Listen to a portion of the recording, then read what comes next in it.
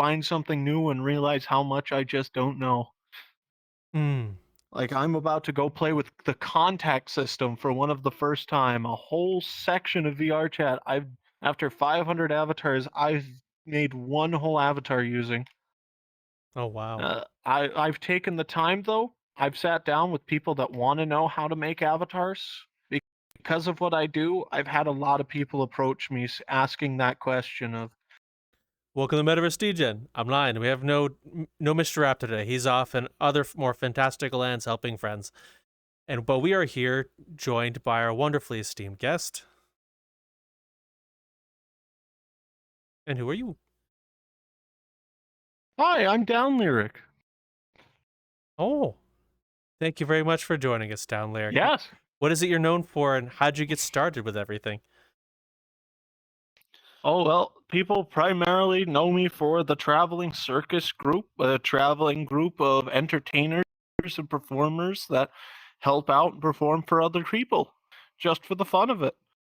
Uh, I'm primarily known for that, and just got my start like a lot of people did back in the day when the Quest 2 was first released. Picked it up day one, and I've been hooked on VR ever since. Hmm. Wow. So, what about VR and VRChat pulled you here? And did you have any prior experience with what you do in the traveling circus, or was VRChat the first time you ever done anything with it?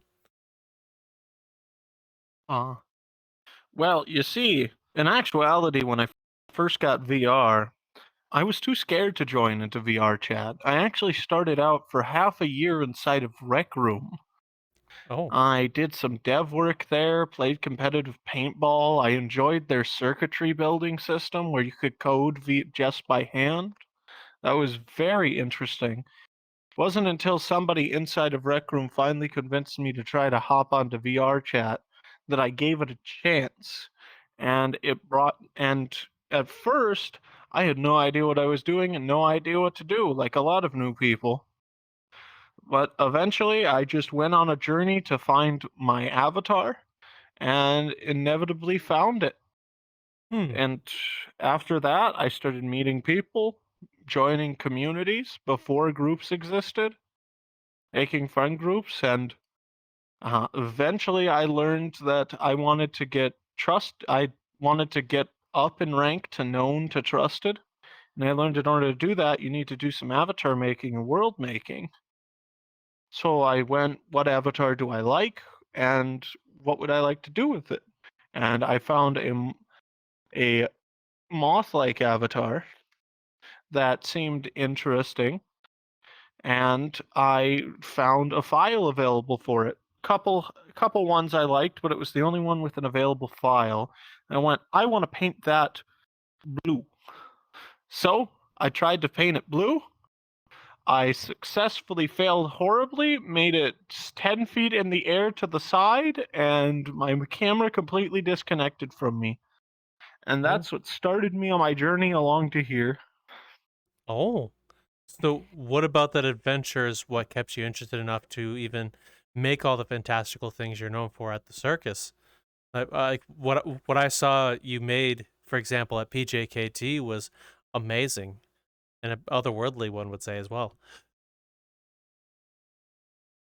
So the thing that inspired that kind of stuff was originally I love just trying things out. Every time I loved the fact that Unity gave me a window where I could just pretty much do anything I could think of. If I could think of it and I was willing to sit down and take the time to learn, I could potentially make it happen.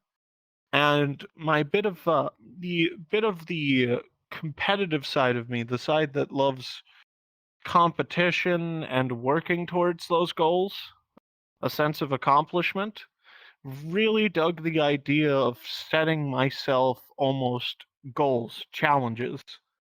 Say, Hmm. hey, can I learn this? Can I apply it? And if it doesn't work, all that happens is I stubbornly double down and now want to learn it even more so that I can achieve the goal I set for myself even more. And Hmm. by doing that, once I achieve the goal, that gives a sense of accomplishment. That sense of accomplishment feeds me to want to do more, which leads me down to a new load of learning that gives me another sense of accomplishment that makes me want to learn another new thing and another, and it's just a good way to just keep banking up knowledge and keep yourself motivated and driven, is what I found. Also, getting to present it to people and seeing those people happy about it and expressing joy over seeing something I do also is a big drive and motivator for me, because it means that the thing I did people like. It means my hard work was not all for naught. It got the approval of friends and peers, and I carry the approval of friends and peers very highly. Okay. So what inspired the traveling circus to begin with, and what was some of the first instances of you sharing what you're working on with people during those times? Well, the traveling circus started out when groups first came into the game. It came about because, at its origin, essentially, well, let's start with the name. The name comes from the fact that I was actually born and raised in a place that is a former circus town. It is the birthplace of one of the greatest traveling circuses that existed here in America, and it ran for 150 years. I only got to experience it a little bit as a child before they unfortunately closed down. But I remember it fondly, and on top of that, we still care about it deeply in the town I come from. From clown statues being about to a giraffe statue to where the circus used to be is now a golf course, but if you go to that golf course, they have an entire interior wing dedicated to the history of the circus going back to 1850. Oh, wow. And documenting its full history as well as major events, arcs, and there's still remnants of the circus there to this day. For example, it's a little tragic, but it's a fact of reality. There's a whole graveyard dedicated to circus acts and performers that were buried together. Oh, wow. If inside of the lake of my town, there is actually an elephant skeleton inside of the bottom of the lake that's still there to this day, from a winter where an elephant named Romeo was too big to the ice on the ground was frozen over, so they couldn't bury him in the ground during winter. So they just cut a hole in the ice and pushed him in, like 50 to 60 years ago. And there's a lot, and with that origin and my place of birth, I loved the idea of a place that's just about hyping people up, entertaining them, and to bring people together to enjoy those that have unique talents that don't get enough attention. As that is what a circus is home for, those who are talented and gifted, but in areas the public typically wouldn't search or look much. It gives them a spotlight to pursue their personal dreams. From gymnastics to archery to just balloon animals. There's a lot of fun things related to that, and that's where the origin of the name came from. Traveling circus, a traveling group of joy givers and entertainers. Oh, wow. Just wanting to make people happy for a living and do what they love.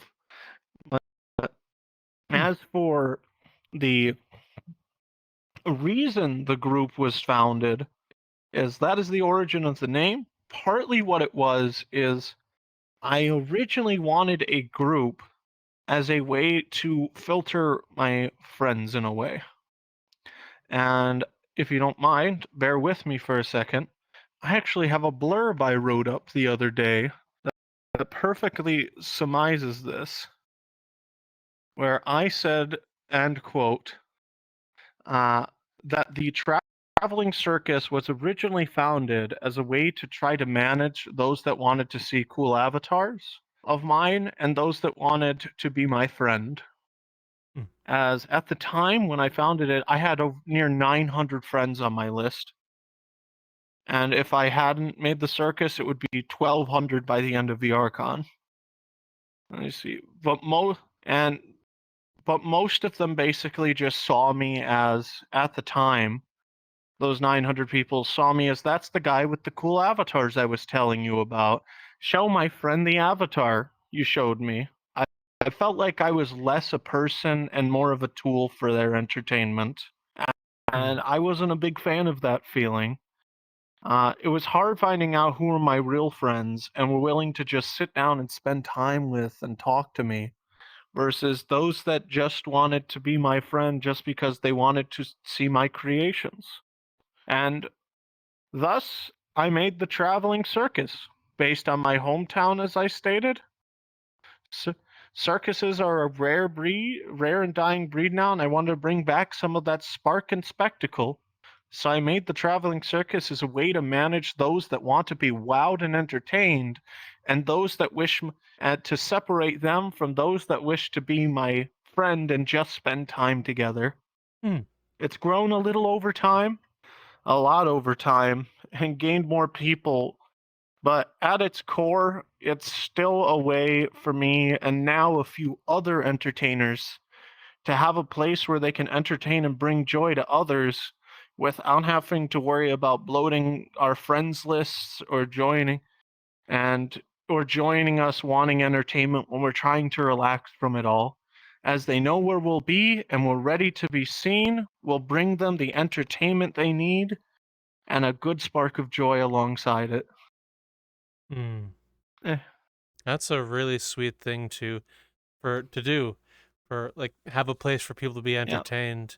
What were some of the first instances of you wanting to create and share like that?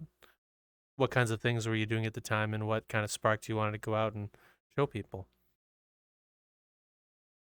Well, it's pretty much since the beginning of avatar making. I've always loved writing up ideas, sharing with them with people, bouncing them off of them, collaborating with individuals. I've been at this stuff for quite some time.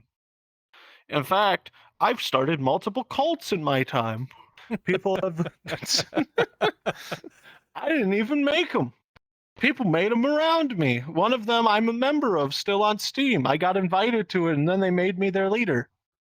From the time I used to play Gary's Mod back in the day, and I just went to a server, put a melon on my head, and just became a preacher. But then everybody just started following me around, also wearing melon heads and following my guidance. And they made a group. And then they invited me to the group and gave me a crown. I went, oh, okay, I guess this is happening. I've done stuff. I used to play other video games, like every kid that was like everybody who was 15 at one point. I used to play Call of Duty. I'd go into infected lobbies. I'd convince 20 plus people to, instead of playing infected, have a jumping off a cliff competition. Best pose wins. While 2 people actually trying to play the game were yelling at the other 20 people, like, why aren't you guys playing the game? And it's like, we're currently jumping off a cliff. Can't you see? If your friend does it, of course you should do it too. Be committed. We proceeded to spend 20 minutes jumping off a cliff over and over. It was beautiful. What bonding. I've always done funny, goofy antics like this my whole experience, but now I'm actually have my own thing going on. At its core, the Traveling Circus is almost entirely audience members. It's 99% people that want to entertain, 1% performers. But it's also a safe haven for those individuals, as it's a way to redirect them and say, hey, I see your friend request. If you're only interested in the entertainment aspect, though, join this group, and sometime I might entertain here, and you can come and see all of my stuff if you'd like, and any new inventions I've started working on. It's that, and that has been partly the point and purpose of it. Okay. Now, what was some of the first things you've worked on while jumping into VR? Like I said, one of the first things I worked on was a recolor. I know this is a podcast, but I could show visual elements. That's okay. If you want to hop in an avatar, go ahead. Oh, actually, let me see here. So funny thing is, technically, the blue avatar was not the first one I ever worked on. Mhm. I found, and this true, you know what? I've got one better. If you want to know some of my earlier works, I have just the thing for you to see. Okay. Here we are. There it is. This is, and just to verify that this is the correct one, it is. Here we are. This is the 500th avatar, an Oh. avatar that celebrates the previous 500. Oh. Indeed. Let's take a step back through time, shall we? Okay. Now, you wish to see something interesting? Sure. Take out your mirror. Got my mirror. Let's take a look through the looking glass to the past. Take out your personal mirror. Oh, I see it. Holy crap! There's a giant. Sorry, guys. In A nice looking glass to the past. early VRChat loading diamond. Indeed. Oh. Only in a reflection, because we reflect on the past here. Now, if you look here, though, let me take these out here. I actually have strips here where Oh.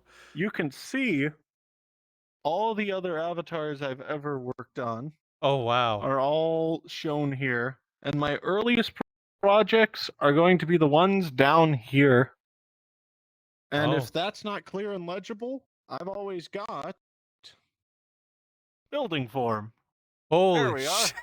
That thing is absolutely giant. Each side of the building is different. It Holy is not copies. It's just more avatars. Holy I crap. actually started with a tiny spider that I wanted to make big. I uploaded it. It was broken. The animations didn't work. The camera was still in the original place because I didn't know that you had to move the camera.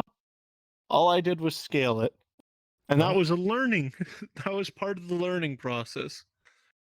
As you can see, going up, party, Y, test, what got me into it, I believe the original question is what got me started and into early avatars? Yes. What was some of the first instances of you wanting to share those avatars and things with people, and and some of the early avatars you worked on? A little bit of both. So what got me wanting to share was naturally my proclivity to want to naturally come up with ideas and share them with others.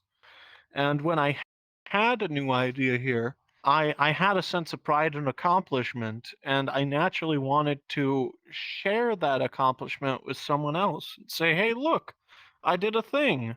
Do you like it? As everybody kind of likes that feeling. I feel that at our core, every one of us still has that kid inside of us who wants to walk up and have their macaroni art put on the fridge. Just someone to say, you did good. I'm putting this right here. And then you go, yippee! Let's see. And it's kind of like that kind of thing as well. It's a great motivator. And also leaves room to ask questions and learn and grow. So in actuality, most people don't know this about me because this is me very early into VRChat. And the fact is, through the passage of time, there are I could probably count on one hand the amount of people that I know still that know me when I first started out, as it has shrunk quite heavily. Is that I started out as a horror avatar specialist. Oh. And a number of if you notice, my very first thing was a big spider. Yeah. Then I moved on to more spider. I had some party elements, but as it went up, it started getting named like giraffe, darkness, things like that. Those are all bone manipulation avatars. Where I broke the skeleton and re-rigged it into different forms while it could still function in game. They are very, very much in design. Part of the reason why I very excited, as I talked to you before, about HorrorCon. As no joke, something I liked to do early on to really show off my avatars when I first got started. My first half a year, I specialized in horror, so I used to take some people that wanted to spook to a dark, empty room with post-processing where the only light source in the whole world was a single lantern sitting on the ground that illuminated about 10 feet or about 8 feet around you. Hmm. And I used to just take my moths, which every single one eyes glowed in the dark, and the eyes were the only thing you could see. And I just shift between all the forms and come out of the darkness or disappear. Oh. And we do, and I just give spooks. They never know what happened. Let me tell you, it is definitely can be spooky for someone if they see you shuffle into the darkness, stand there. They look away, look back. You're just standing there, eyes in the darkness, and then your hand just reaches from 15 feet away through the darkness into the light and takes the lantern and throws it across the room, leaving you in darkness with only the eyes and knowledge that there's a really long arm thing at the end of it waiting for you. It was I used to do that used to be one of my go-to acts. I absolutely loved it, and I used to visit horror worlds and just be like, "Hey, would you like this to be more atmospheric?" Say sure. I'd run ahead in the map and then just chase them down the halls with my name tag hidden, just going. So I used to enhance people's experience, but through fun for goofy horror rather than just pure spectacle and performance. Hmm. But in a way, horror is its own art, and I appreciate it. Okay. So do you have an interest in Let's horror see. in general, like at that time, or what got you to that kind of theme? I do, and I still do have an interest in horror. I just don't really make those avatars much anymore. Hmm. And it's not completely due to lack of interest. There's a couple variables to it. One, I've had so many ideas over time that anything like that is just been put on the back burner. Hmm. Is there more as more complex projects have taken my attention? And the other reason is uh, the crowd that knows me now doesn't know me for my horror. And if I'm being open and honest here, I'm somewhat afraid myself to dip back into that and show that side to people Hmm. because they don't know me for that, and they see only the very bubbly, jubilant, bright color side. They don't see the old. They don't know about that side of me. The old people that are still around that knew me from back then absolutely are used to it and are expecting it. Hmm. They're not used at the same vein, they're not used to the super bright and poppy. They expect an eldritch horror when I enter the world, as that used to be a nickname I was given. I Oh. was called Eldritch Horror, an outer god, a corruption in the code, an a AI program that's not a real person that has somehow became sentient. Hmm. And also it's a creature. Hmm. I was I was not treated as cute and fluffy. It sometimes I join in and oh no, Hmm. and then someone would be talking with their friend, and then they go run and hide in the bathroom as a joke, and they knew Hmm. I loved it, and I did. It was very fun to play the Mothman persona because Hmm. this is a Mothman at its core. It's a cryptid. And Hmm. people think it's just a cute character, but at my core, I don't have cute hopo eyes. I don't have a perfect human figure. I'm not no 8-shaped hourglass. I'm a pill, just like a bug. And you don't see it here, but I have 2 of the arms disabled on this. I normally have 6 appendages. Oh wow. I used to. I don't include it anymore for because it was optimization. Hmm. Uh, yeah, it was made. It was made back in early Unity 2017, where it Hmm. was all rigid bodies, very unoptimized use way to do it. Yeah, that was my early start. A lot of people don't know about that. In fact, I'd say my first 100 plus, like first 100 to 200 of these were 80 to 90% horror, or Oh some wow. sort of eldritch being, or outer god related, or and eventually it switched to reality manipulation, messing with the reality around you, world manipulation, and it's slowly transformed into worlds within worlds. I'm nowadays, and for the past 2 years, I've specialized in worlds, dimensions, and realities. That's always been what I've said, because that has been my primary focus. Hmm. Shader work that takes you to other places, makes you see other places, and makes you feel like you're immersed in another space. Because I come onto VRChat for the entertainment part. I'm Hmm. not.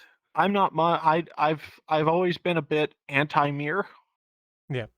That's been a whole war since the beginning of the game. Mirror dwellers versus anti-mirror dwellers.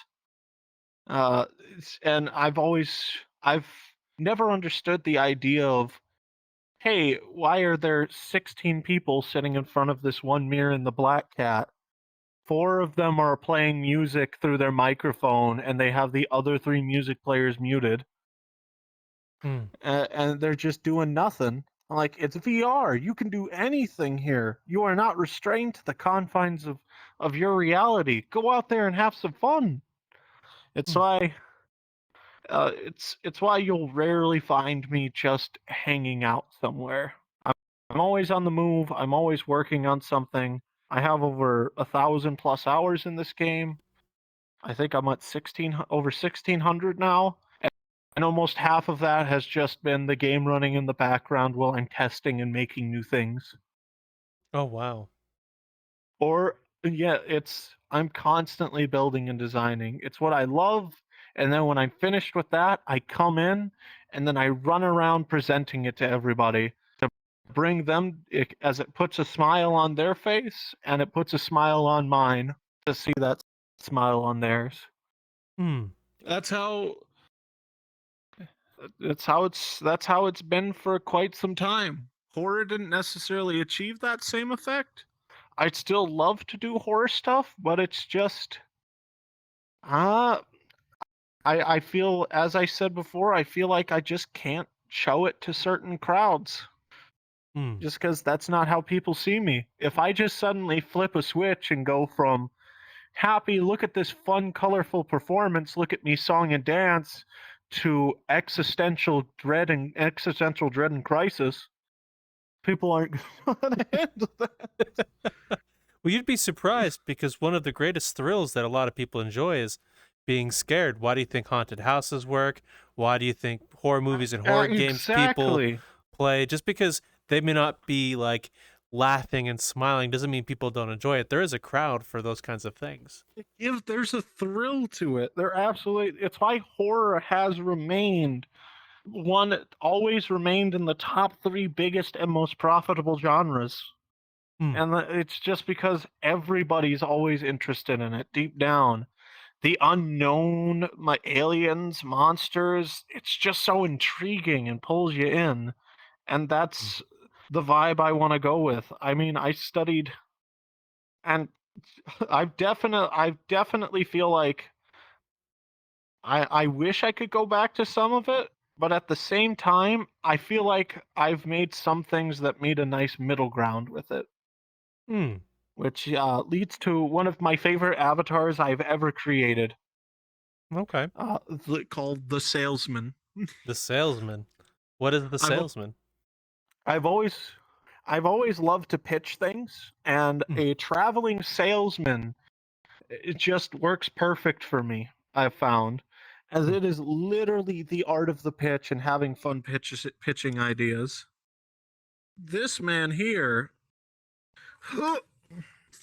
if I can even load myself is the salesman. Oh. He's all it's a combination. It was originally partly based on Spamton from Deltarune Chapter 2, Hmm. but I've slowly started transforming him slightly into his own thing. Hmm. After all, he's your good old-fashioned non-trademark, non-copyright infringing salesman. Trademark LLC. And he's got just the deals you need. A zero return policy, satisfaction guaranteed. I absolutely. He is a perfect character for me, and Spamton was a character that spoke to me heavily. Hmm. As it is, I loved the perfect halfway point between an old-fashioned soapbox salesman combined with modern day aesthetic. So in a way, it's an old-timey soapbox salesman who deals with anomalies and hops between worlds, collecting things and selling them for other random things. I'm finally loaded up for me. And part of his point is he is my perfect, I feel, halfway point between my horror love and my entertainment love. Okay.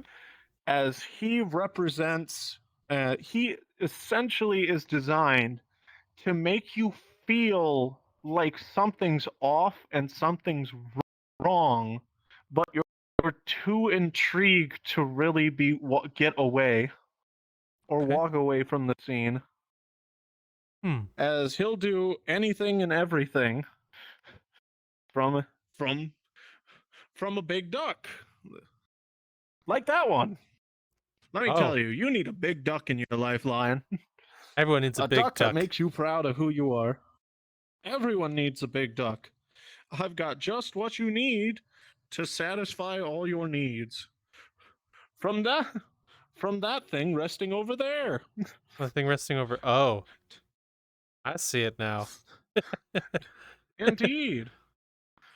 Oh. He's got everything you need to satisfy all your needs. Oh. A zero return policy, satisfaction guaranteed. He's meant to be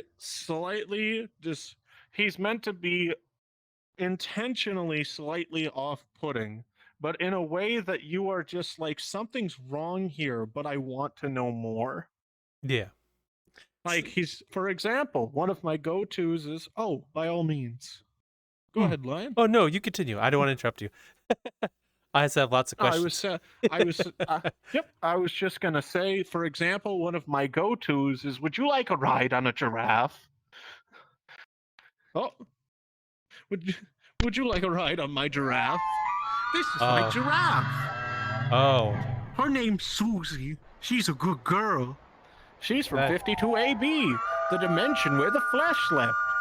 I give free rides for 2 bottles of sunscreen and a beach ball. Mistletoe is allowable as a substitute. That is quite a beautiful giraffe you have there, Mr. Salesman. Thank you. She's a very good girl. So, Yeah. my question Oh. is for the salesman, what was the inspiration for this character? And when you play the character, characters like the salesman here, do you create a whole new persona or is it you? So essentially, as I stated, his inspirations originally originated from, if you can't tell by the face, originally Spamton from Deltarune Chapter 2. Spamton being a representation of spam mail brought to life. Essentially, any sort of spam, he represents it. You literally find him in a trash can thrown away. And he is unfortunately very corrupted and not altogether sane. His voice switches rapidly between fixtures. He has problems where he glitches out and says things completely different than what he's saying. And you can tell something is really not right here. And he seems to be the only character among all the characters there that seems to know there's a layer above him. as the whole thing takes place inside of a computer, and he seems to be the only one with his eyes randomly staticking out, knowing that there's a world outside and he wants to be free. And he Interesting. needs your help. He feels chained, he feels abused, he's clearly been damaged by someone or something. You later find out it was that he was the number one salesman in the land, but then he flopped and he was essentially drowned in the equivalent of acid, which turned his whole skin white and shrunk him and made him all broken. Mm. He wants free from everything. And in a way, this character, it was originally inspired by him. I even wanted to go so far as to cosplay him at a convention IRL. I loved his character so much. Mm.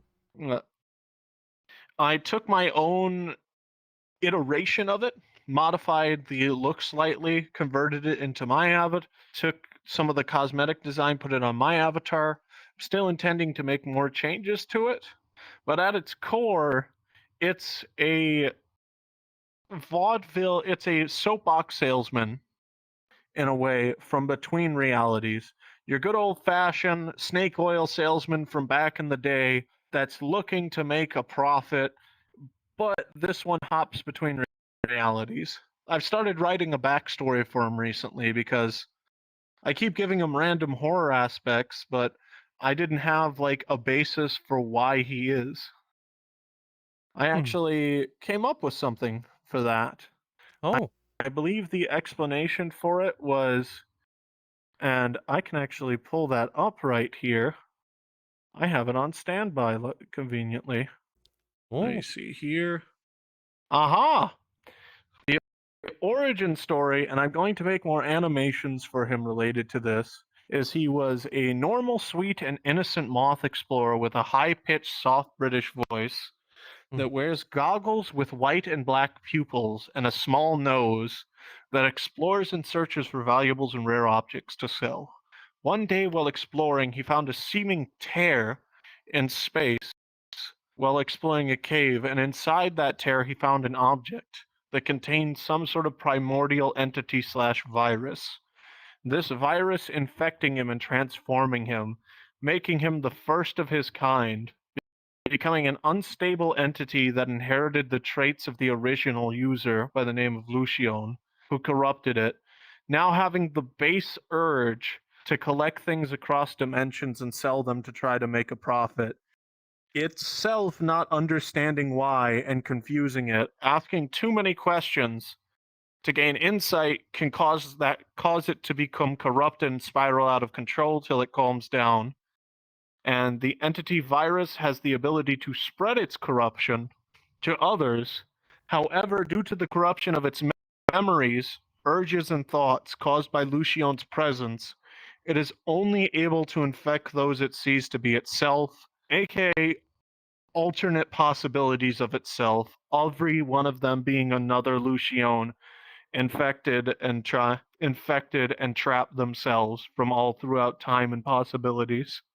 Oh, wow. It's grabbing versions of itself, corrupting it, and it's inherited Lucion's base traits. So it goes back to my old love of some sort of primordial entity contained in a moth shell-like body, similar to Gunther from Adventure Time in a way, where it's just not actually necessarily a moth, but something contained in a shell of it trying to get out and leaking from it, which explained why reality changed and manipulated around me, to this now being the same thing as that, but it's trapped in the body of a man who was a salesman, and unfortunately, luckily, the entity that infected him wasn't fully able to take control and was instead corrupted by all the memories of Lucion into carrying on his salesman ways, but it itself doing it across realities as it can tear and enter different locations. It having the urge to infect and consume, but at the same time take and sell, overriding its urge to infect and consume, which is why there's more. It also explains why there's more of me that might talk to you and say, We've got savings galore that you can't ignore. the very model of a modern major general store. Other me's, other Luciones, one consciousness. Oh wow. So it's a little bit, so it's goofy, it's odd, it keeps people on their toes, confuses them, and makes them intrigued to want to find out more. Oh. And it's the perfect interstace between both.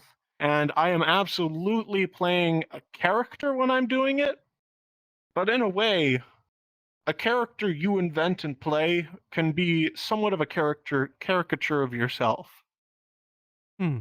That leads to a whole different subject of conversation, though, which is something I've discussed before, which is how VRChat, any sort of game where you can socialize with others, psychologically that anonymity brings out not a fake part of you, but a real unconstrained version of you in a way. Hmm. So essentially, I once wrote a 10-page paper on anonymity and how anonymity in video games affects psychology. Hmm. And in that, cross-analyzing other people's research, I've learned and found that, in my belief, what you are seeing inside of the game is somewhat more of a truer version of the person than you would see in person. Hmm. It's almost a realer you, a more naked you, more exposed, as even if it's a small layer of anonymity, people feel more open and safe to speak in a way they normally wouldn't, or behave in a way they normally wouldn't. It's partly why people say, hey, don't, if you have friends that don't play VRChat, it's not recommended to bring them into VRChat, or you might learn things you didn't intend to learn about them. Yeah. Well, that is Yeah, a really interesting point. Like when people have the extra layer of, I guess, defense between them and whatever, it tends to bring out a lot more of them. One of the reasons why like trolls on the internet, the people who like goad others into being very excited to some degree, that trollish nature they do is this, it's them. That separation. yeah, very true. The screen is the screen in a way. IRL face-to-face interactions hold those individuals back. When they don't have fear of that, that is when somewhat of their true colors show. And be that a source of sadness, repressing something, lashing out, it is still a true essence of themselves. I've come to learn and accept what my true essence inside VRChat kind of is. And it's good to have that sort of self-reflection. I learned through discovering and realizing that the things that I'm making, it took me a couple hundred avatars to figure out what I was. But I figured out that I like to have control of things. If I don't feel like I'm in control, I'm at the steering wheel, I feel like it's not going to go where I want it to go. And that's a really nice thing about VRChat, because if I want to make something or have something go some way, I am 100% responsible for it, and I can fully do it if I'm willing to take the time to learn. It, as I've stated before, it's nice to have a team to work together to make things, but at the same time, when you're with a team, it takes away that sense of individuality. And it's also why I'm attracted to a lot of indie games nowadays. I don't really play major releases as much anymore.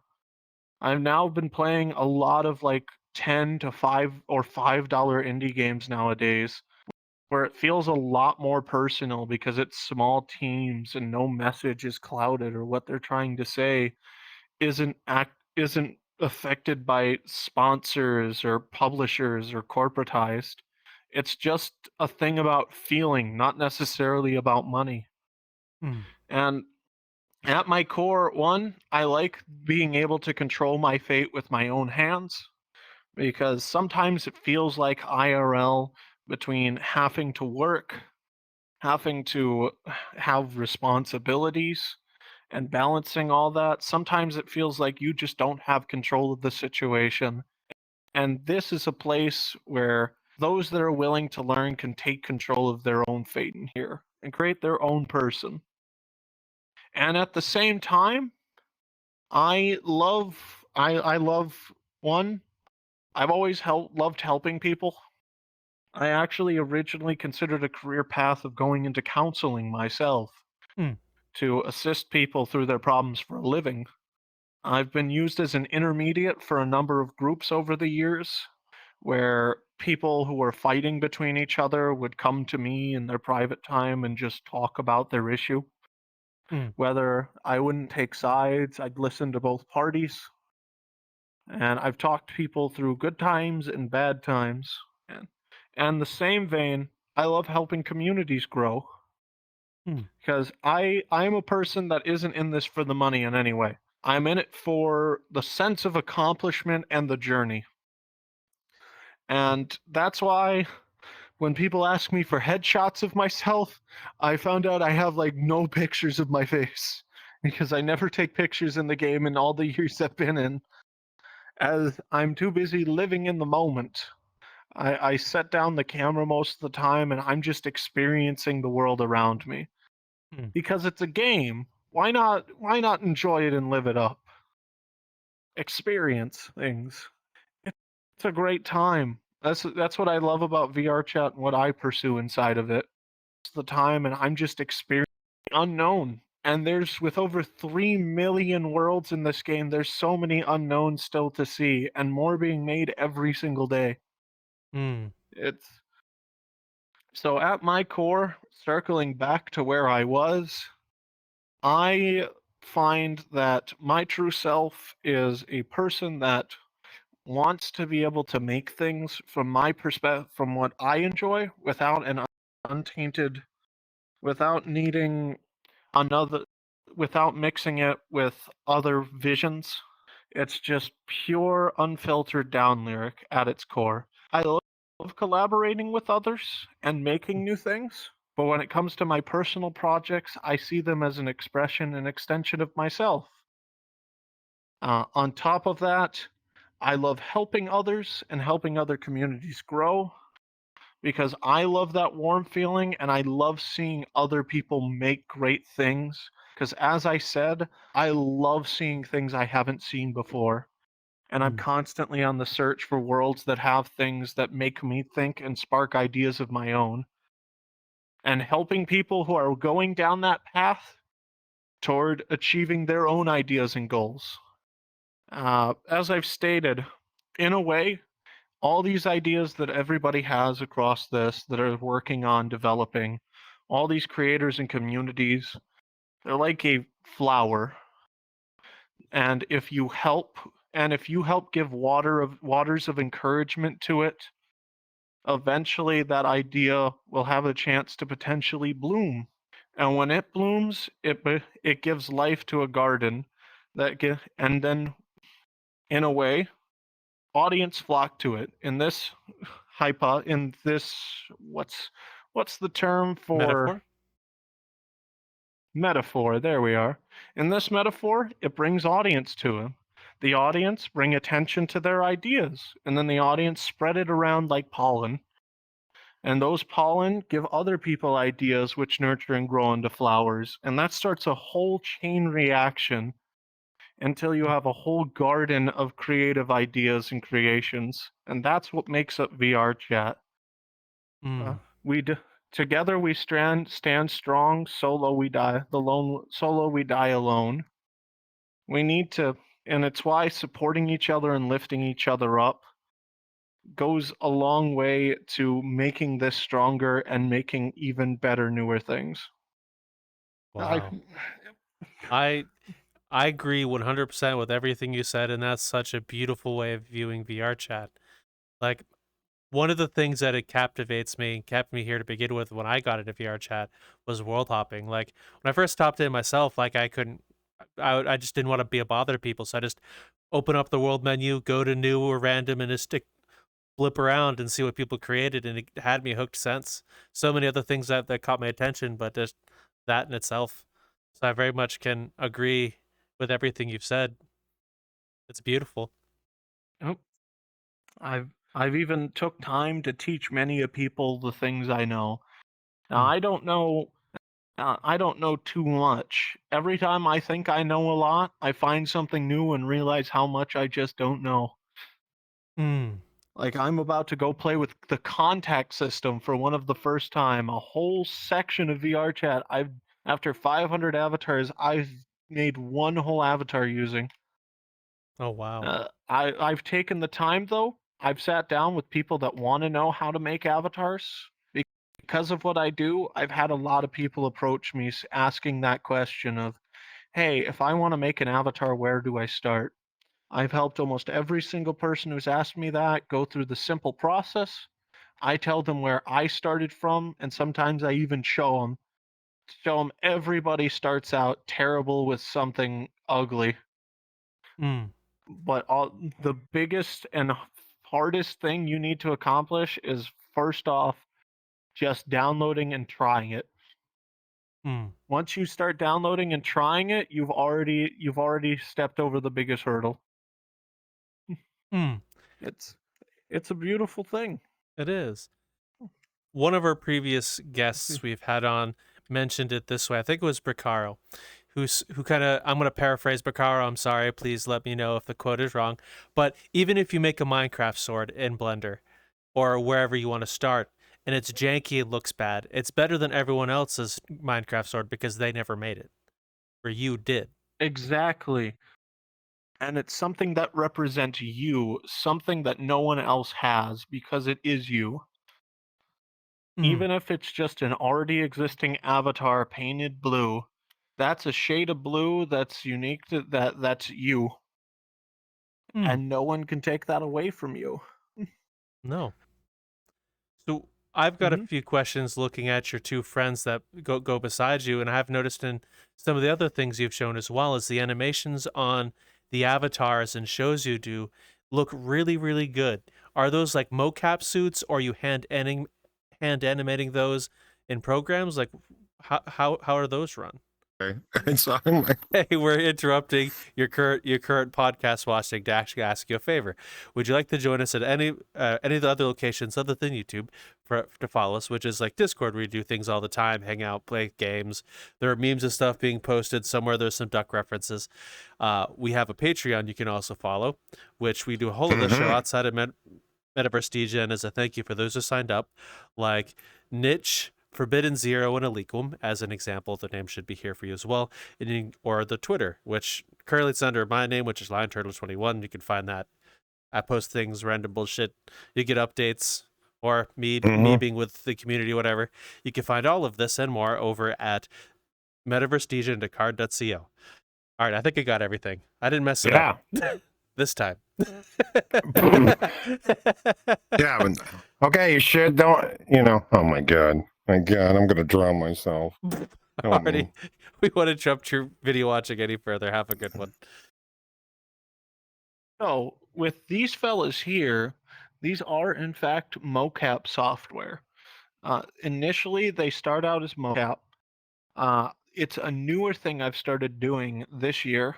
Oh, wow. Is I got my hands on some mocap software. I've got full body trackers, 3-point tracking system, and I've been trying to utilize it here and there to make some looping animations and performances. It starts with mocapping. Typically, it takes many tries to get the mocap just the way you want. It's you'll pretty much never get it first try. But then once you get that, you export the data out, you bring it into Unity. Then it comes the cleanup process where you are editing and hand fixing it inside of Unity. As sometimes there's flaws or you want an improvement. You also need to clean up the code because if you want it to be world toggleable or in a specific location. Hmm. There's editing to be done. And then after that's done, you're then designing the avatar because it's not your avatar inside the mocap software. Hmm. You're designing it, you're painting it, and then when you're finally all done, you upload and test it. And then you realize you accidentally disabled something you shouldn't have disabled, go back in, re-enable, and then re-upload it again, and then it works. Hmm. It's a That's whole process to it. it sounds complicated just by listening to you speak about it. Yeah. I actually don't do mocap too often for that reason. If I do mocap, I do a very long session where I record many different things so I don't have to mocap again for a while. I have a bank of different mocap animations and poses that I can still do stuff with that I haven't utilized half of. I've only utilized I think half of my mocap stuff, maybe less, that I have recorded and saved.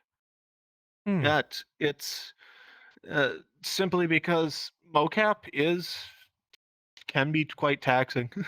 I'm sure. Let's see. So, Between that, oh yep. no, you continue. I was a different thought. Please continue. I Uh, apologize. I was gonna say going through the whole process I explained every time I want to do even a 3-second animation. Hmm. It's a couple hours for 3 seconds of 3 seconds Really? sometimes. Yeah, it's Hmm. But if especially if you want it to look clean. Hmm. Even if you spend those 3 hours doing it after, like envisioning something, like the show like what you made for PJKT talent show, as an example. Even you put all the hours in, do you ever see the finished product and go, "This was worth every hour I spent working on it"? Almost, I would say 90% of the time, very much yes. It feels worth it. As I get that sense of pride and accomplishment if I achieve it. Hmm. Now, there is that 10% outlier where there are a number of avatars where I'm working in theoretical space, where sometimes a concept just leads nowhere or hits a brick wall, and I have to frustratingly, for my own sanity, put it aside temporarily and come back to it. There's a number of them. There's about 10% that are like that. They're pure conceptual ideas that are either half functioning or were just refused to work. However, that doesn't mean that they don't work forever. For example, I spent almost 6 months nearly banging my head on my desk trying to figure out how to get a chair to move without disabling it. And that was 6 months of frustration trying to understand the system and get it to function because it's something that almost no one online had recorded how they did it or how to do it, as it's very niche. Hmm. And a lot of the stuff I do is very niche, so there's very little resources to work on the things I try to create. Hmm. And to make matters even more frustrating, I'd already achieved a chair that could move without being disabled, but it was like 300 avatars ago. So all I could do was but I didn't remember how I made it.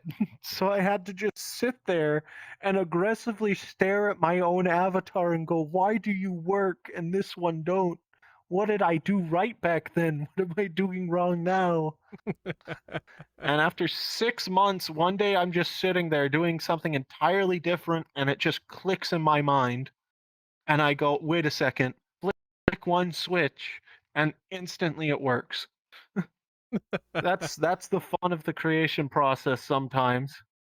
Hmm. You know, Sometimes you overthink it, and sometimes it gets delayed. on that subject, I remember Raptor told me there's lots of technology out there that gets built, doesn't work, gets side tabled, and then eventually comes back much later in a very different project that we see and use every day. Like I think he said a lot of the stuff we use today is tabled ideas from way back when, or something like that. Indeed. For example, I don't know if you're aware of this, just as a fun fact for here. Nikola Tesla was working on the first cross-continental wireless tower back in 1930 slash Wow. late 1920s. Yes, Nikola Tesla was building Tesla Tower, a tower he claimed that would allow wireless communication from the east coast of America to Britain across the shores.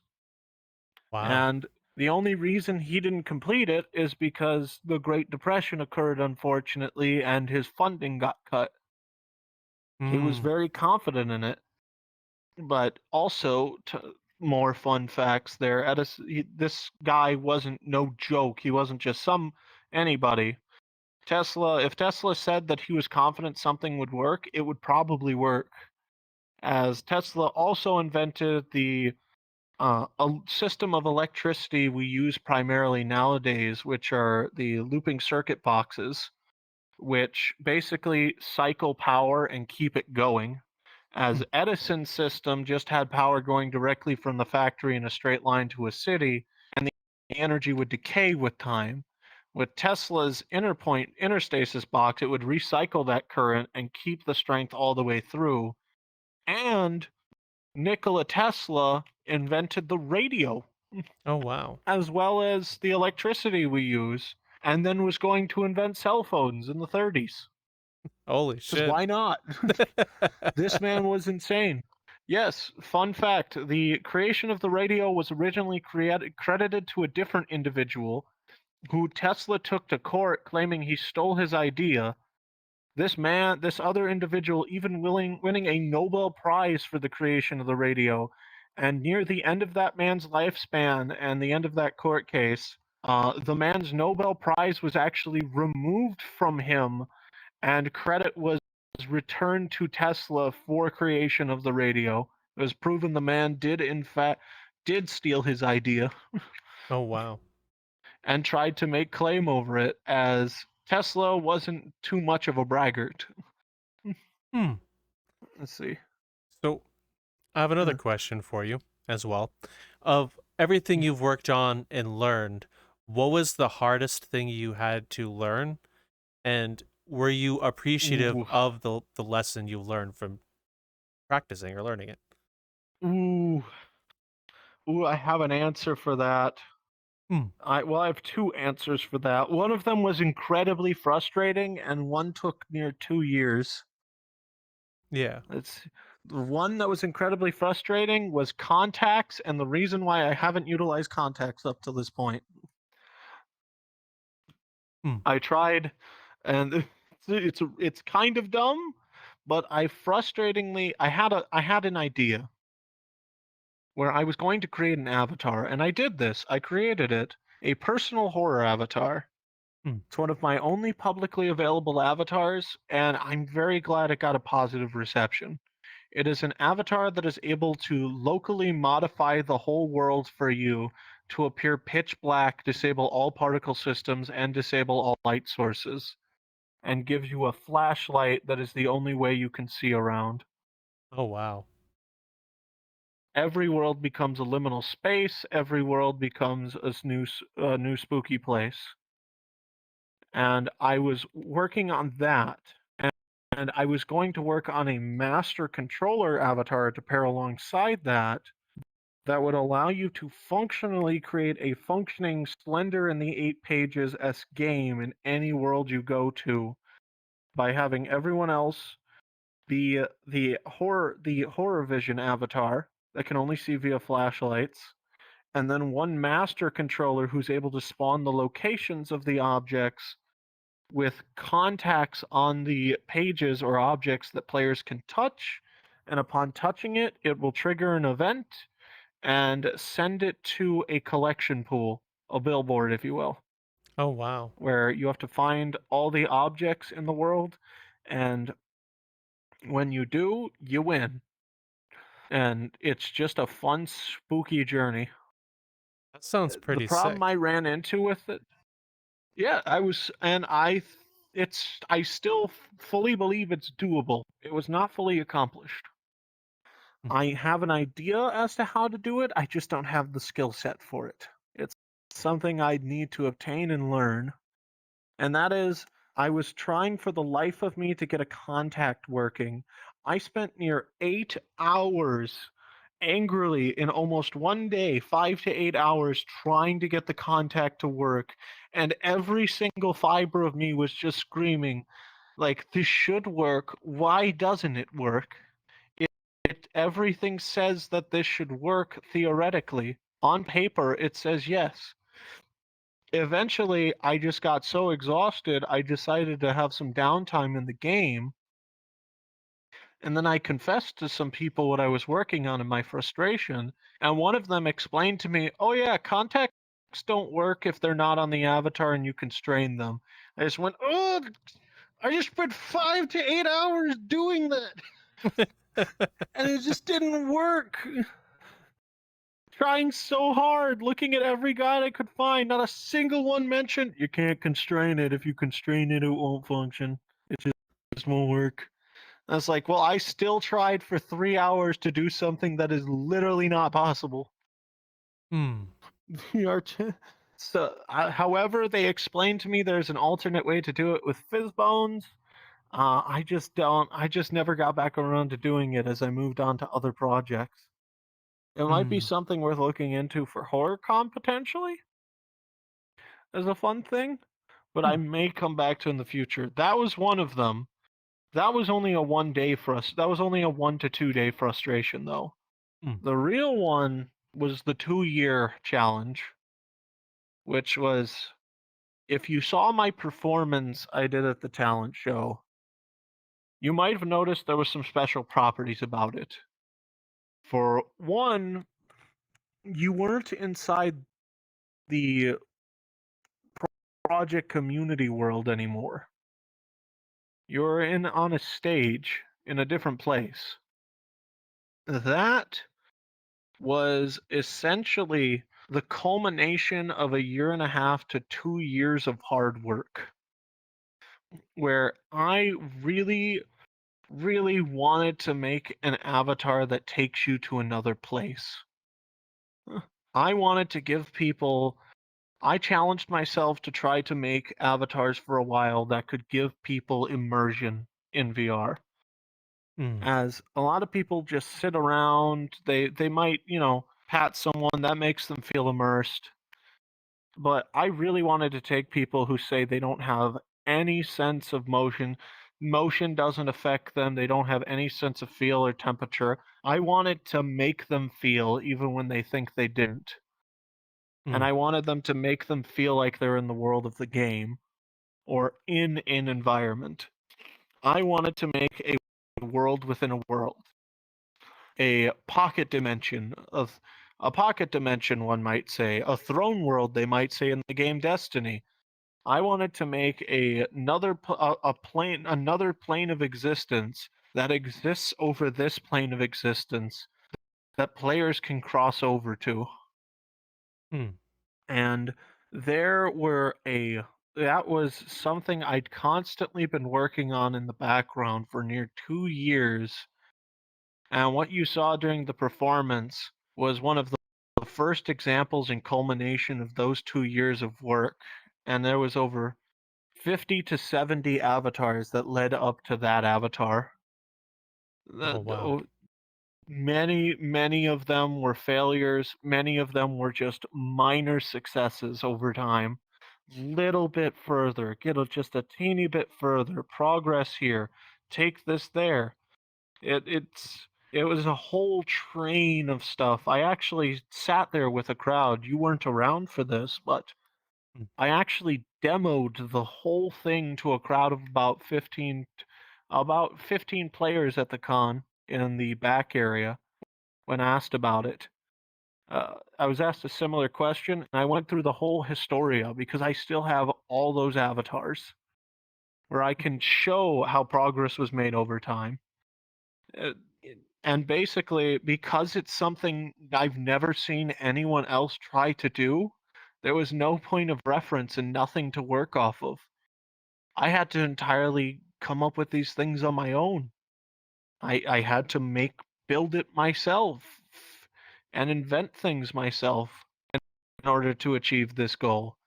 But I can proudly say that after 2 years of hard work, it really shows just how hard it is to build something, a new system.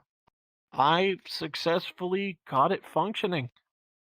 And so now I can quite literally, I do have the capabilities of stepping into any world and making that world be a different world. Oh, And I wow. had an idea today that I expressed to you. I actually just came up with that on the spot while expressing it to you, Mm. of a way to take it even further, because every time I think I've reached it, seeing that accomplishment, as I said earlier, inspires me to do and set a new goal and have a new accomplishment. Ideas inspire new ideas that keep causing things to grow. And in this case, I thought I'd reached the pinnacle multiple times. And every time I reach the pinnacle, I realize I have a new idea to take it one step further.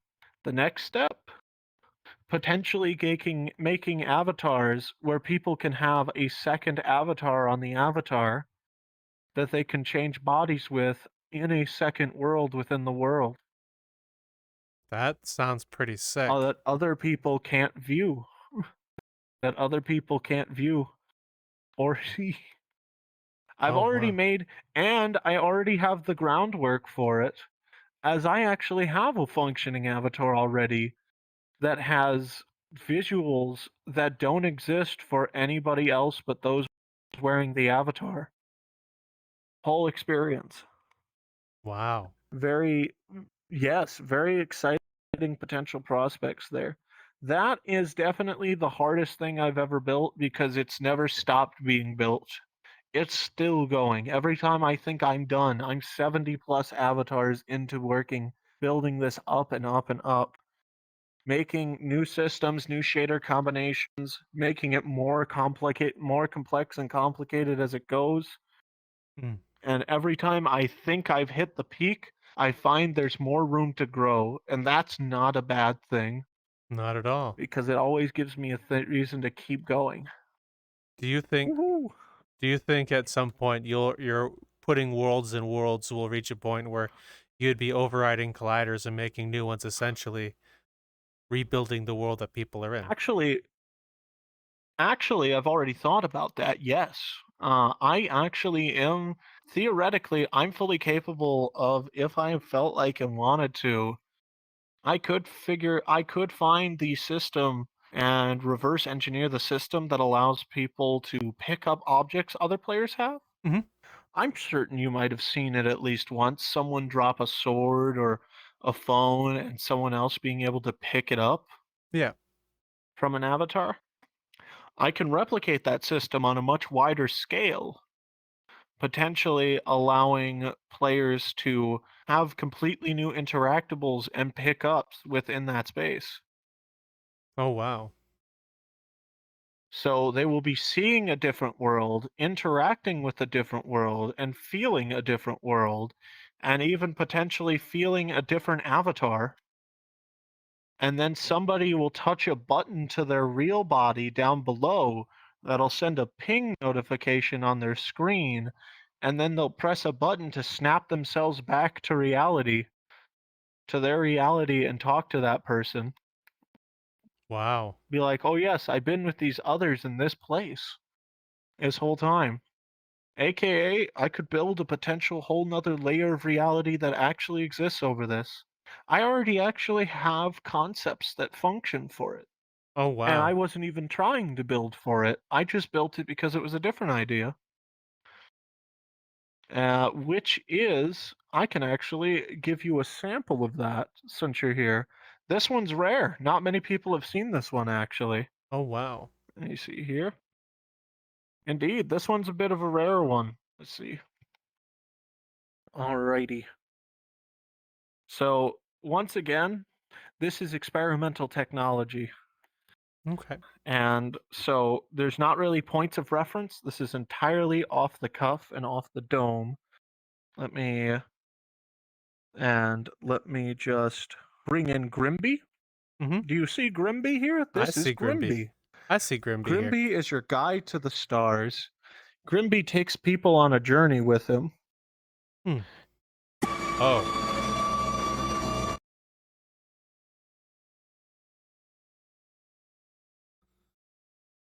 Holy shit, that was wild. Grimby takes you to his own reality.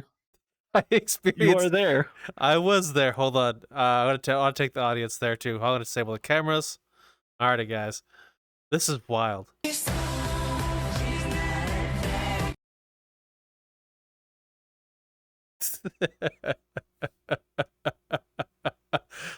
That's awesome, dude.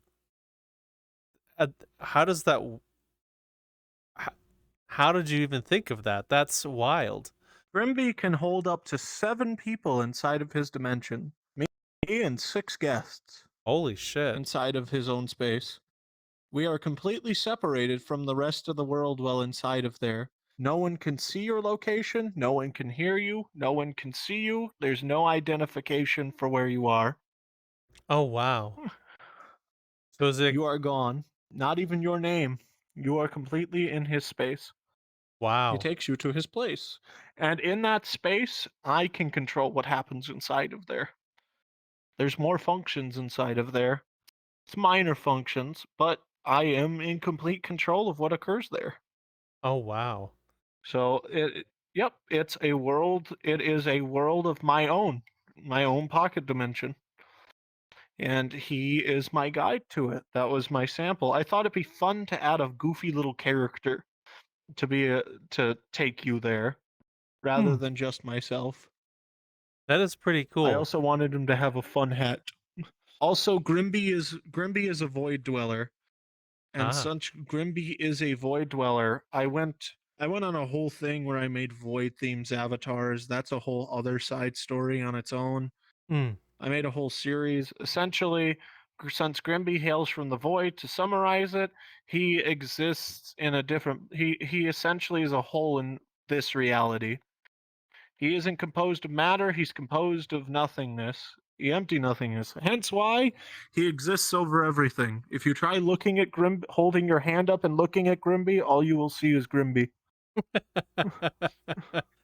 So, in a sense, Grimby is from the void. All void beings are like this. So is Grimby an over-rendered everything? Like if you're to pop him somewhere in the world, you see him? Essentially, yes.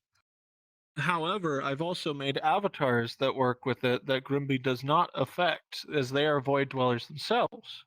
And if I wanted to, I could take people to the void dimension where they cease it, where in the void dimension you cease existing all entirely together, as you're made of something, and something cannot exist inside a realm of nothing. There's not space for it. Let's see. And it's a own whole thing. So for example,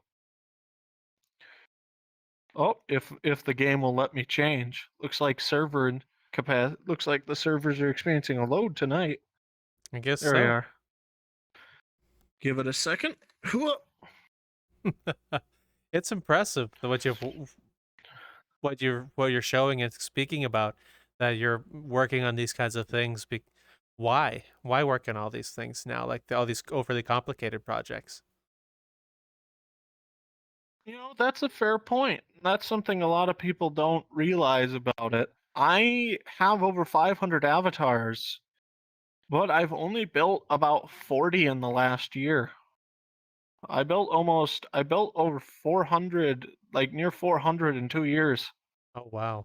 And that's because I got to the point where I realized I wanted to take more. I started getting ideas that were bigger and bigger and bigger, that became more and more time consuming.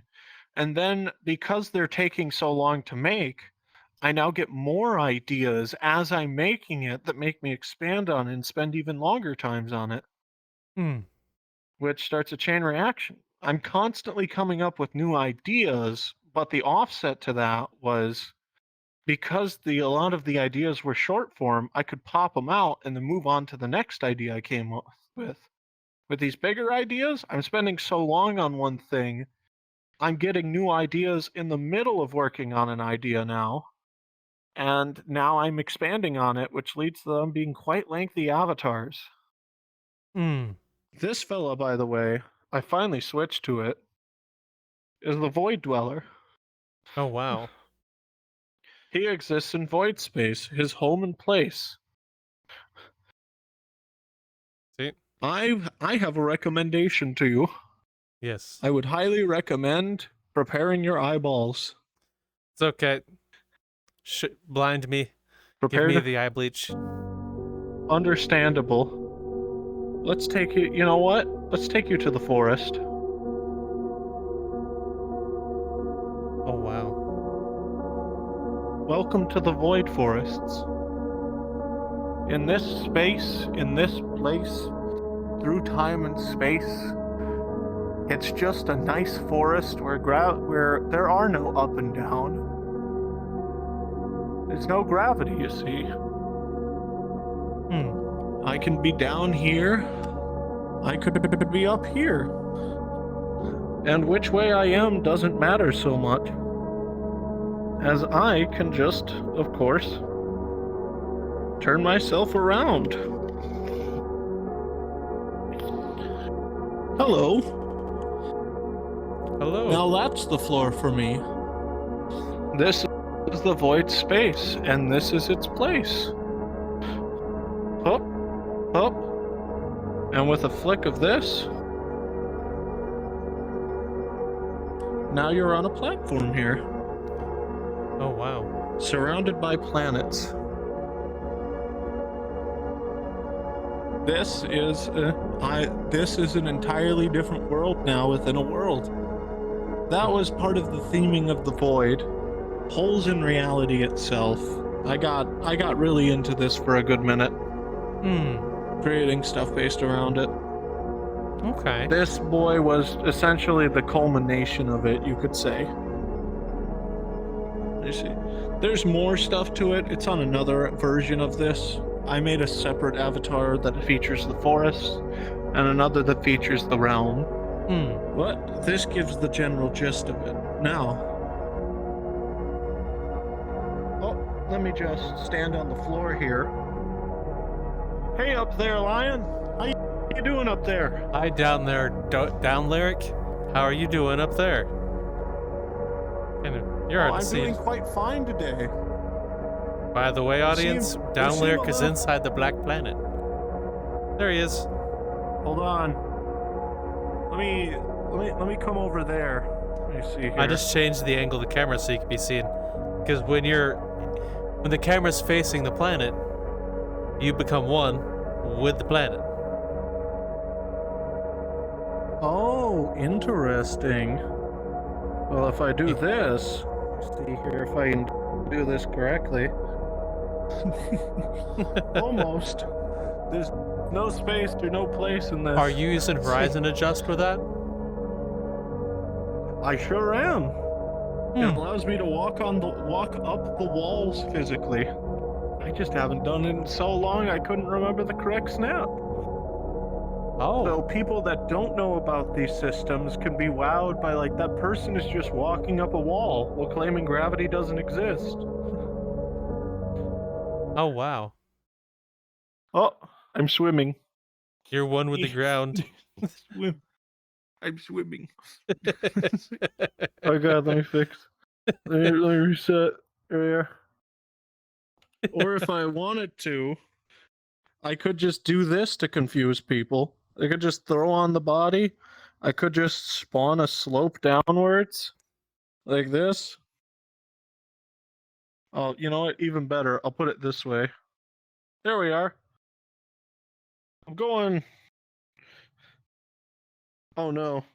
Is one of my trackers lost? There we go. I Oh. could just go down. Be like, hey, I'm going down here. Bye. So I've got a And question people for get you. so confused.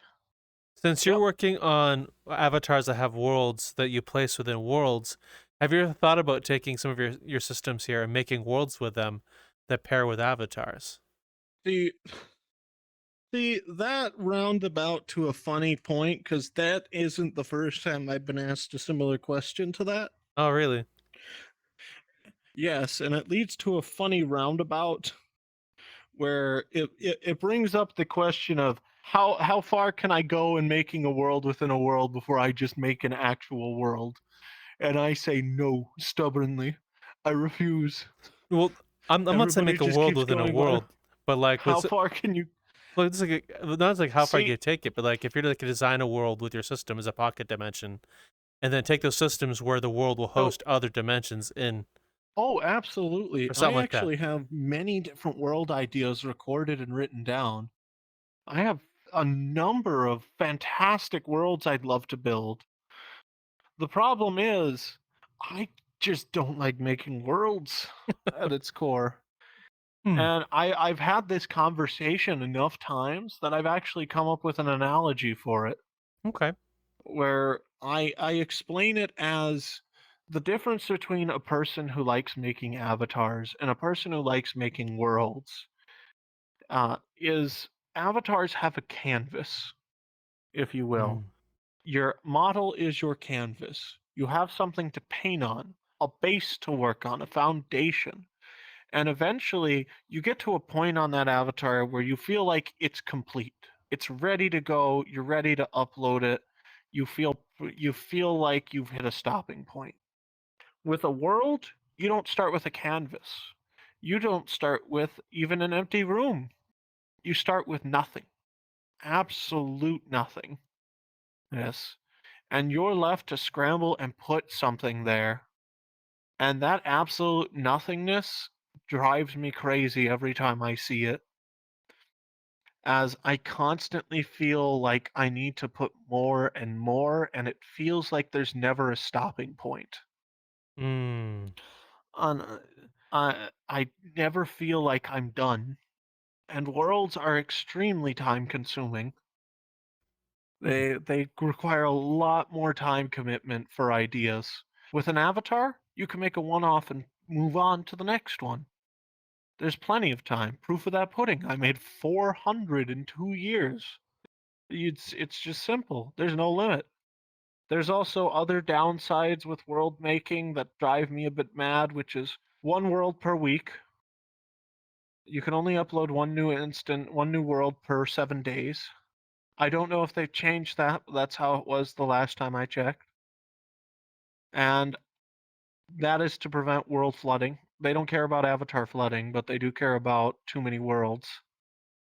Uh, Mm. and on top of that, I can test an avatar while playing the game and talking to other people. So I can be working it on my computer, and I can have VRChat open and be in a world and having a discussion with someone while working the avatar, and I can test the avatar in real time, upload it into the game and try it. A world is a lot harder to do with that, Mm. because if you're testing a world, you can't really.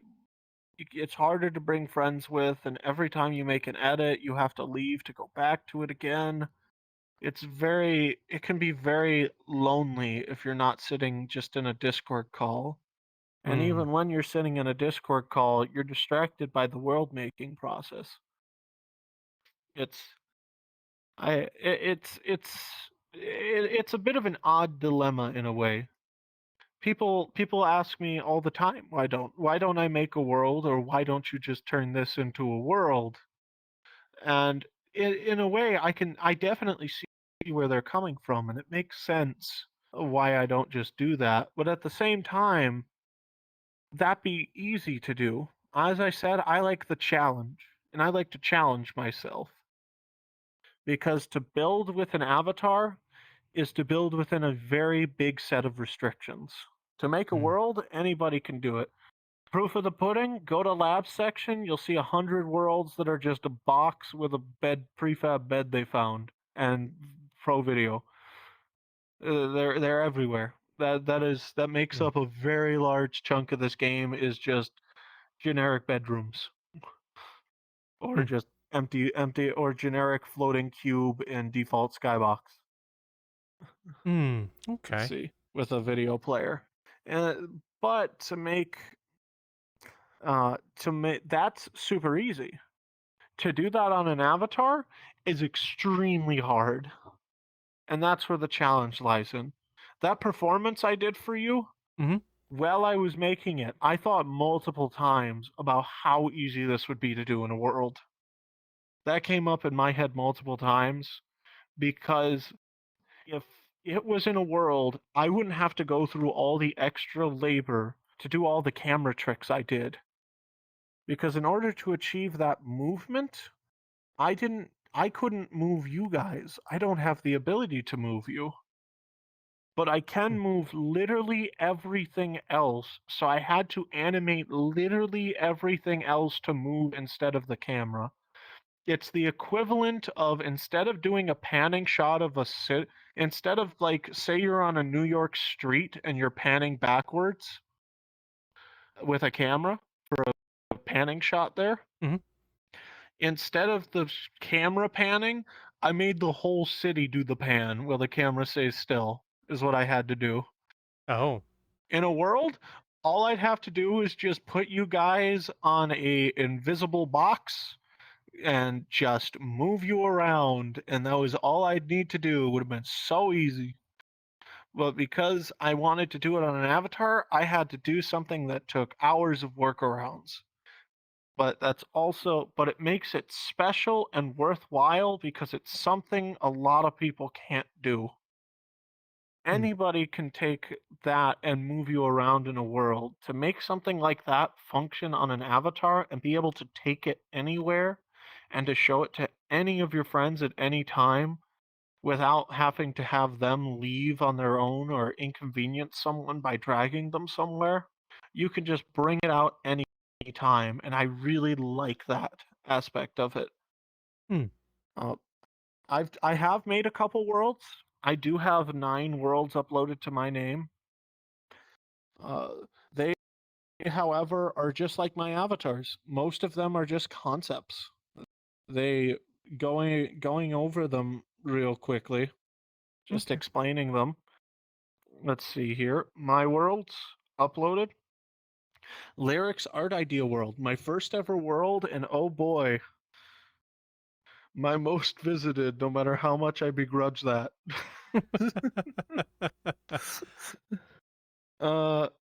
Fun fact, Lyrics Art Idea World, my first ever world, uploaded 6/4/2021, is my most visited world, and it was featured on the front page of VRChat when it came out. Oh wow. And I don't know why. I participated in the Game Jam art competition, where everyone who participated was given a new unique udon pen prefab. And this pen is really interesting, by the way. It's actually fascinating that VRChat actually made some uniquely coded udon prefabs Mhm. that are only obtainable by going to the Game Jam page. Like, you will not find these wandering around in booth.com or VRC Arena. They won't be there.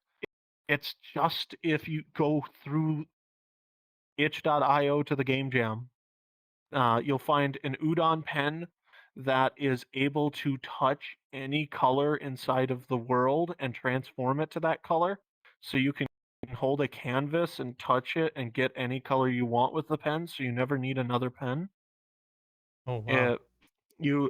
They made a whole checkpoint system, a functioning checkpoint, pre-built checkpoint system for an obstacle course jam where you can it automatically can, like, time players and automatically keep track of their checkpoints and reset their spawn to that new location. Oh So wow. you never need to learn that or figure that out on your own. You can just take it and place the checkpoints where you want to be in a story world if you're building a story world. It's so nice.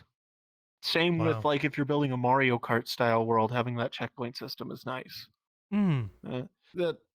That was my first world ever. It was for that Udon art event. I remember I was working on it last minute. I was up throughout the whole night and awake till 9 a.m. the next day because the submission time was 10 a.m. that day without sleep.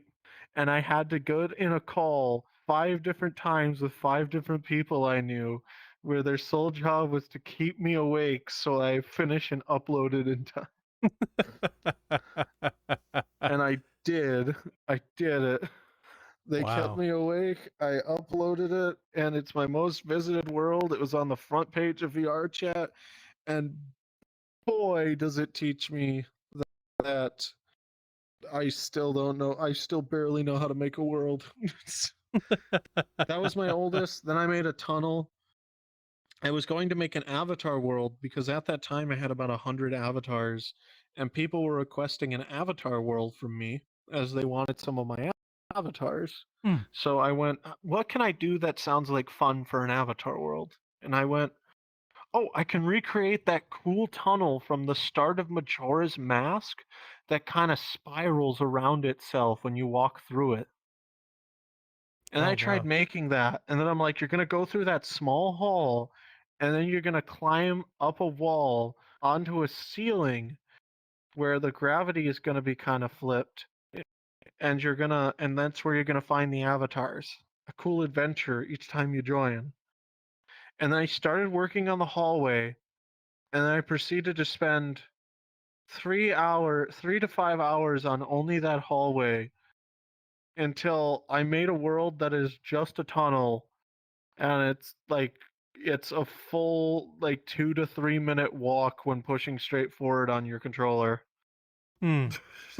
It's just the hallway, and the hallway transformed from an avatar world to a 4-tiered hallway, where the further in you get into a hallway, the more separated from reality you become, and the more twisted and distorted things are, until by the time you get to the 3rd out of 4th layer, the hallway is making you see and perceive 3 other hallways, and you are convinced they are real. And if you dare turn to any of them, you will be face planting a wall, continuously just standing there doing nothing, thinking you're progressing ahead. I once took 60 plus people into that world, which is just a flat cube with a long tunnel that is just black textured, and it doesn't start till you step in. And let me tell you, it was very fascinating to see a bunch of different people all just standing and facing a wall. And then I go up and ask, hey, you good? Well, yeah, I'm fine. Well, they're still looking at a wall. Like, you do know you're facing a wall. Am I? They weren't sure. They didn't. They were fully convinced that they were still moving, but they were not. The tunnel had them. It is devious, and people used to know me for it. And all I'd have to say is, "Don't make me take you to the tunnel." I go, "Oh no, not the tunnel." I got 60 plus people going down that tunnel. The worst part about it too is, yes, once you get to stage 2, the entrance and exit of the tunnel fully disappear. You don't see an in or an out of it, just the path. Oh. And once you get to stage 3, you don't want to look down, because if you look down, you'll perceive an exact copy of yourself looking up at you, also walking the path. Reality fractures. Oh no. So That's it. And I didn't tell them, for some reason, for the life of me, there is an open area at the end of the tunnel, but that open area where you should just be able to walk right out has nothing in front of it. But for some reason, no matter what I did, there was somehow an invisible barrier preventing people from moving. So I just made a flat wall with a teleporter trigger on it. There was a slight problem though. I brought 60 plus people into the world to show the tunnel, and then I forgot them that they have to click the wall to teleport out to leave at the end. And it's a 3-minute walk to the end of the tunnel to tell them that. And that's if the tunnel doesn't consume you on the way there to tell them that. So as much It's so as much as You I were hate to saying? cut this short, I schedule things really shittily, and we have to have a part 2 with you. I would love to have you back. I'm fine with that. Though I've been having a great time. It's been so Same. long since I've got to have just a pleasant sit-down conversation that wasn't about something dreary or sad, just happy and reminiscent. I am a lover of wearing rose-tinted glasses and nostalging on the olden days. I am happy to talk about this stuff. Well, you're always welcome back. I do have I want to say 2, but it'll end up being 3 because I don't know how to just do 1 or 2 questions. Where did you get your name from? My name, DownLyric? Fun, great origin story question. So, I actually used to go by the name Rowdy Boy since I was 10 years old. For over a decade, I went by Rowdy Boy with a U. Roudy, because W is too many U's, is what I used to say. Rowdy. And eventually I became an adult, and when I became an adult, I said, I'm not a boy anymore. I'm a man. So I started searching. I tried thinking of changing it to Rowdy Man, realized that that was a name someone had already used on the site, on an adult website, and I went, oh, how about not that name? And then I just became Rowdy. I originally was called, yes, yep, funny story. But I eventually became Rowdy, and there are very few people that still know me by Rowdy. It was my username for like 10 to 12 years. But eventually I abandoned it and switched to DownLyric because I just wasn't really as rowdy anymore. That's why I was called Rowdy Boy. It's because I was loud, I was boisterous, and I was quick to action.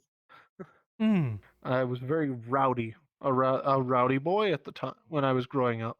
And eventually I settled down and calmed down, and I'm like, this just doesn't match my personality anymore. I still can be, I can still be made quick to with the right triggers, but otherwise I'm not rowdy like I used to be. So I switched over to my other username, DownLyric. DownLyric origin story being I got an Xbox 360 for my birthday when I was 13. And then I ran the random name generator 5 times, and then it said DownLyric 28123, and I'm like, that's good, and then I hit OK. Fair. It was either that or Graceful Flounder.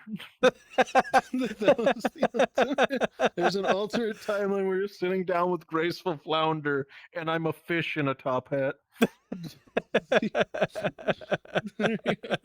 That would be awesome. That's the origin of that. And I just thought it was a very nice sounding upbeat name. I've always had a love for rhythm and music, so I was like, sweet, a nice chipper upbeat word with lyric. Now everybody just calls me Down or Lyric or DownLyric, somewhere in between. And it works. Also, it gives me a joke to constantly work off of. Oh. And it's like where somebody says, "Are you down?" And then I say, "No, I'm down." And they say, Oh. Alrighty. Final I've question. made that joke sorry. so many times. Go ahead. No. I just said I've made that joke so many times. It never gets old. Oh. Final question. Where can the audience find you if they wish to find you or anything it is you do? If they wish to find me, they can always find me at the Traveling Circus here inside of VRChat. We also have a Discord. It's not very active as it is somewhat new, as we've never really been about having a Discord, as we're very spontaneous. If you wish to see us more, by all means, shoot me a message at DownLyric on Discord. It's all lowercase, same as the name above my head. And the Traveling Circus Inside Game, where sometimes I'll sporadically host an event. I'm going to be making a post naturally in the Discord about our conversation here once you post it. And also, we've got a talent show coming up in August that I'm going to be participating in. And I hope to see some people there. I Fill hope the they do. crowd. I hope they're able to go see the talent show, and if it's anything like what we've seen so far, it'll be fantastic, and you'll knock the socks off everybody. Sorry, other competitors, but I think you're I'm screwed. ready to. I'm ready to add another trophy to my shelf. I've already got a couple award-winning avatars. Time for another. Well, with that said, thank you very much, DownLyric, for coming on and letting us chat with and getting to meet you. And we'd love to have you back to learn more about you. Sadly, my scheduling is absolutely poopy. Without Courtney, I'd be boned. Completely okay, and I'd be happy to come by with more questions because I know I did a lot of talking today, so you probably didn't get to everything Oh. you intended to. Oh no, how terrible. A podcast where you talk with people and you talked. What are we Oh my going to do? Oh my god. Well, since there is no Raptor, I would say Raptor do the thing, so I'll do the thing and give a closing question. With that said, when's the last time you worked on something and it took a while to get finished and you're proud of it after? Or not proud, it doesn't matter. Last time you worked hard on something, let us know down below. And with that said, 2 you to should 3 weeks ago, 30 plus hours on the animation that I showed the talent show. That was 30 plus hours where I was trying to keep high energy throughout the 9-day convention, well exhausted from working on that thing nonstop. And I finally got it working. It's one of the biggest projects I've ever done, but it works, and I'm happy. and it looked amazing. And the thing, unfortunately, I don't know what the thing should be this time, so I'll say this. You should like, share, subscribe. I'll put you in the tunnel. Have a good one, folks. See you in the Metaverse. The tunnel would love them.